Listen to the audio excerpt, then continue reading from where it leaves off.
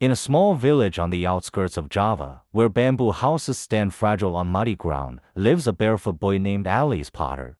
His body was thin, his clothes were often dirty from street dust, and his feet were used to touching the ground bare.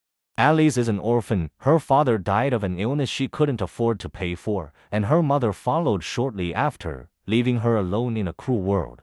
No relatives, no immediate family, only village neighbors occasionally offered stale rice or provided small jobs to survive.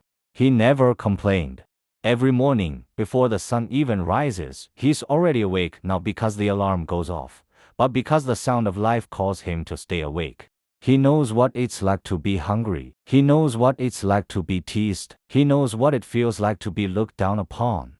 But he also knew one thing. Heaven never asks where a person comes from before giving him the chance to dream. People may only see him as a poor kid, but deep inside him, there's a small fire that never goes out.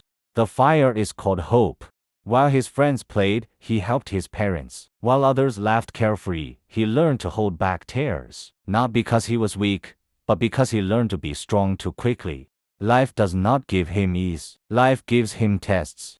But every test made his small step stronger. He's fallen. He's nearly given up. But every time the world tries to knock him down, he stands back up even with trembling knees.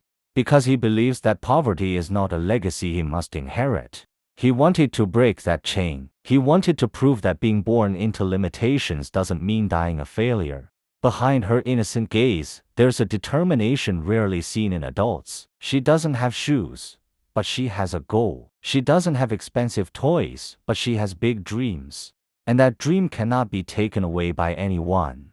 Everyone becomes a lesson. Every insult becomes fuel. Every hardship becomes a ladder to the future. He's probably small now, but his spirit is higher than the mountain. His fortitude is stronger than the storm.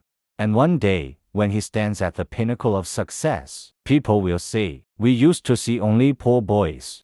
Even though what was actually standing in front of them was a fighter who never surrenders to fate. Because the sky is never too high for feet accustomed to injury and a heart accustomed to patience. Never underestimate someone just because they were born into a disability. Often, the people who fall the most are the ones with the strongest mental fortitude to get back up. Poverty isn't the end of the story. It's just the first page of a long struggle towards success. If a child can endure hunger, endure humiliation, and still maintain a dream, then those of us who have been given more opportunities have no reason to give up. Life isn't always fair, but life always makes room for those who are patient and never give up. Wounds aren't meant to be mourned. Wounds are proof that we're growing. So my message to you, keep moving, even if it's slow. Keep dreaming, even if the world doubts you. Because the sky is never too high for a heart that never stops hoping.